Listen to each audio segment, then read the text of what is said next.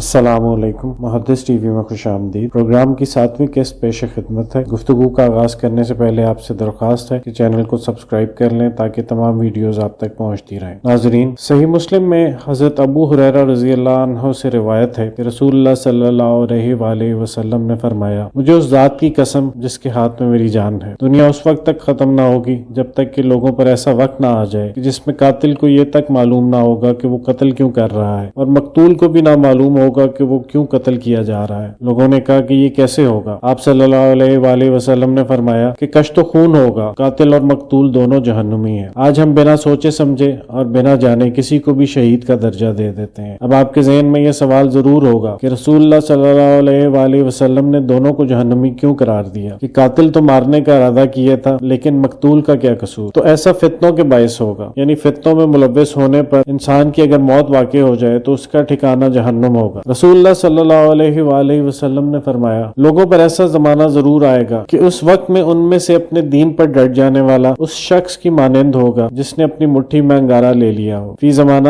دیندار بن کر رہنا مشکل ہے، آج داڑھی رکھنا، نماز کی پابندی کرنا بھی مشکل ہو گیا ہے، سود سے بچنا تو تقریباً ناممکن ہی ہے۔ جیسے ہاتھ میں انگارہ رکھنا بہت ہی بڑے صابر کا کام ہے، یوں ہی اس وقت مخلص کامل مسلمان بننا سخت مشکل ہے۔ صحیح مسلم میں ایک روایت درج ہے کہ رسول اللہ صلی اللہ علیہ وآلہ وسلم نے ارشاد فرمایا، اعمال صالحہ میں جلدی کرو قبل اس کے کہ وہ فتنے ظاہر ہو جائیں جو تاریک راتوں کے ٹکڑوں کی مانند ہوں گے۔ آدمی صبح کو ایمان کی حالت میں اٹھے گا اور شام کو کافر بن جائے گا، یا شام کو مومن ہوگا تو صبح کو کافر بن کے اٹھے گا۔ آدمی اپنا دین و مذہب دنیا کے تھوڑے فائدے کے لیے بیچ ڈالے گا، یعنی قرب قیامت کے وقت بکثرت فتنوں کا ظہور ہوگا، ہر ایک دنیا کا طالب ہوگا، لوگوں کی نگاہ میں دین و ایمان کی کوئی حیثیت باقی نہیں رہے گی، انسان مختلف قسم کے روپ اختیار کرے گا، یہاں تک کہ دنیاوی مفادات کی خاطر اپنا دین و ایمان فروخت کر بیٹھے گا۔ اس حدیث میں ایسے حالات میں اہل ایمان کو استقامت اور بلا تاخیر اعمال صالحہ بجا لانے کی تلقین کی گئی ہے، اور ایسے لوگوں کے لیے سخت عذاب کا وعدہ ہے۔ آدمی صبح کو ایمان کی حالت میں اٹھے گا کا مطلب یہ ہے کہ لوگوں کے عقائد و نظریات، اقوال و احوال اور طور طریقوں میں ساتھ بساتھ تبدیلی ہوتی رہے گی۔ کبھی کسی نظریہ و عقیدہ کے حامل ہوں گے، کبھی کسی کے، ایک وقت میں کوئی عہد و پیما کریں گے اور دوسرے وقت میں اس سے منحرف ہو جائیں گے۔ ان فتنوں کے وقت میں بہترین لوگ کون ہوں گے؟ رسول اللہ صلی اللہ علیہ وآلہ وسلم نے فرمایا، فتنوں کے وقت میں بہترین شخص وہ ہے جو اپنے گھوڑے کی لگام پکڑے اللہ کے دشمنوں کے پیچھے ہو اور اللہ کے دشمنوں کو خوفزدہ کرتا ہو اور اللہ کے دشمن اسے ڈراتے ہوں، یا وہ شخص جو اپنی چراگاہ میں گوشہ نشین ہو جائے اور اس پر جو اللہ کا حق ہے اس کو ادا کرتا رہے۔ دوسری حدیث میں آپ صلی اللہ علیہ وآلہ وسلم نے فرمایا، ان قریب ایسے فتنے پیدا ہوں گے، ان فتنوں میں بیٹھنے والا کھڑے ہونے والے سے بہتر ہوگا، اور کھڑا ہونے والا چلنے والے سے بہتر ہوگا، اور چلنے والا صحیح کرنے والے سے بہتر ہوگا، اور جو شخص فتنوں کی طرف جھانکے گا فتنہ اسے اپنی طرف کھینچ لے گا۔ لہٰذا جو شخص ان فتنوں سے بچنے کی پناہ گاہ پائے اور ٹھکانہ پائے تو اسے چاہیے کہ وہیں پناہ لے لے۔ چلنے والے سے کھڑے رہنے والا اور کھڑے رہنے والے سے بیٹھ جانے والا، اس سے مراد اس فتنہ میں کم کوشش کرنا اور کم مبتلا ہونا ہے۔ وہ فتنے ایسے ہوں گے کہ جو جتنی کوشش کرے گا اتنا ہی ان فتنوں میں ملوث ہوگا۔ انہی میں ایک فتنہ مال کا ہے جس کو آپ صلی اللہ علیہ وآلہ وسلم نے اپنی امت کے لیے سب سے خطرناک فتنہ قرار دیا۔ عالمی سودی نظام کے ہوتے ہوئے جو شخص اس نظام میں جتنا زیادہ کمانے کی کوشش کرے گا اس کے لیے اپنے آپ کو سود سے بچانا اتنا ہی مشکل ہوگا، اور جو کم کوشش کرے گا وہ کم ملوث ہوگا۔ اسی لیے آپ صلی اللہ علیہ وآلہ وسلم نے فرمایا، جس کے پاس بکریاں ہوں وہ بکریوں کو لے کر پہاڑوں یا بیابانوں میں نکل جائے۔ فتنہ کی مثال وبا کی سی ہے، جس طرح وبا پھیلنے کے وقت کم قوت مدافعت اور بیمار جسم والا جلد اس وبا کا شکار ہو جاتے ہیں، بالکل اسی طرح فتنہ کی وبا کا شکار کمزور ایمان اور بیمار روح والا جلد ہو جاتا ہے۔ جب کوئی وبا پھیلتی ہے تو ایسی جگہوں سے دور رہا جاتا ہے جہاں وبا کے اثرات ہونے کا احتمال بھی ہو۔ اسی لیے آپ صلی اللہ علیہ وآلہ وسلم نے فتنوں سے دور بھاگنے کا حکم دیا کہ جو شخص ان فتنوں سے جتنا زیادہ دور ہوگا وہ اس شخص سے اتنا ہی زیادہ بہتر ہوگا جو ان فتنوں کے قریب ہوگا، یہ فتنے اس پر اتنے ہی زیادہ اثر انداز ہوں گے۔ مالک کہتی ہیں کہ رسول اللہ صلی اللہ علیہ وآلہ وسلم نے فتنوں کا ذکر کیا اور انہیں کھول کر بیان کیا، تو میں نے پوچھا، اے اللہ کے رسول، اس فتنہ کے زمانہ میں سب سے بہترین شخص کون ہوگا؟ فرمایا، ان فتنوں کے زمانے میں سب سے بہترین شخص وہ ہوگا جو اپنے مویشیوں میں رہے اور ان کی زکوٰۃ ادا کرتا رہے اور رب کی بندگی میں مشغول رہے، اور وہ شخص جو ہر وقت اپنے گھوڑے کا سر پکڑے اور دشمنوں کو خوف زدہ کرتا ہو اور دشمن اسے ڈراتے ہوں۔ ایسے وقت میں بہترین وہ لوگ ہوں گے جو جہاد میں مصروف ہوں گے، وہ دشمن کو خوف زدہ کرتے ہوں گے اور دشمن انہیں ڈراتا ہوگا۔ پھر فرمایا، اور وہ بہترین لوگ ہوں گے جو اپنے مال مویشیوں کو لے کر پہاڑوں بیابانوں میں چلے جائیں گے۔ اس میں اس بات کا اشارہ ہے کہ ان جگہوں سے دور چلا جایا جائے جن جگہوں پر دجالی تہذیب کا غلبہ ہے۔ حضرت حذیفہ بن یمان سے روایت ہے کہ فتنے دلوں پر یلغار کرتے ہیں، تو جو دل اس فتنے کو برا جانتا ہے تو اس کے دل میں ایک سفید نقطہ پڑ جاتا ہے، اور جو دل اس فتنے میں ڈوب جاتا ہے تو اس پہ ایک کالا نقطہ پڑ جاتا ہے۔ اب یہاں سوال یہ پیدا ہوتا ہے کہ فتنے میں مبتلا ہونے کی پہچان کیا ہے؟ تو حضرت حذیفہ رضی اللہ عنہ سے ہی روایت ہے کہ اگر تم میں سے کوئی جاننا چاہتا ہے کہ آیا وہ فتنے میں مبتلا ہوا ہے یا نہیں، تو اس کو چاہیے کہ وہ دیکھے کہ ایسی کوئی چیز جس کو وہ پہلے حرام سمجھتا تھا اب اس کو حلال سمجھنے لگا ہے، یا ایسی کوئی چیز جس کو وہ پہلے حلال سمجھتا تھا اور اب حرام سمجھنے لگا ہے۔ جب بھی کوئی فتنہ آئے تو اپنے آپ کا جائزہ لینے کی بھی ضرورت ہوتی ہے۔ جتنا ایمان کمزور ہوگا، جتنی روح بیمار ہوگی، اتنا ہی فتنہ میں مبتلا ہونے کا امکان زیادہ ہوگا۔ ناظرین، ایمان ایک ساکت چیز کا نام نہیں کہ ایک جگہ ٹھہر جائے، یہ یا تو بڑھ رہا ہوتا ہے یا گھٹ رہا ہوتا ہے۔ جب ہم ہوا میں گیند اوپر اچھالتے ہیں تو وہ یا تو اوپر جا رہی ہوتی ہے یا نیچے آ رہی ہوتی ہے۔ اب یہ کیسے دیکھا جائے کہ ایمان بڑھ رہا ہے یا ایمان گھٹ رہا ہے؟ اس کے لیے اپنے دینی معمولات کا جائزہ لیں۔ اگر وہ پہلے سے کم ہو رہے ہیں تو یہ ایمان گھٹنے کی نشانی ہے، اور اگر وہ پہلے سے زیادہ ہو رہے ہیں تو یہ ایمان بڑھنے کی نشانی ہے۔ فتنوں کے باعث اس دور میں عمل صالحہ کی ضرورت زیادہ ہے۔ اللہ کے نزدیک اس شخص کی بڑی فضیلت ہے جو فتنوں اور مشکلات کے دور میں دین پر ثابت قدم رہے۔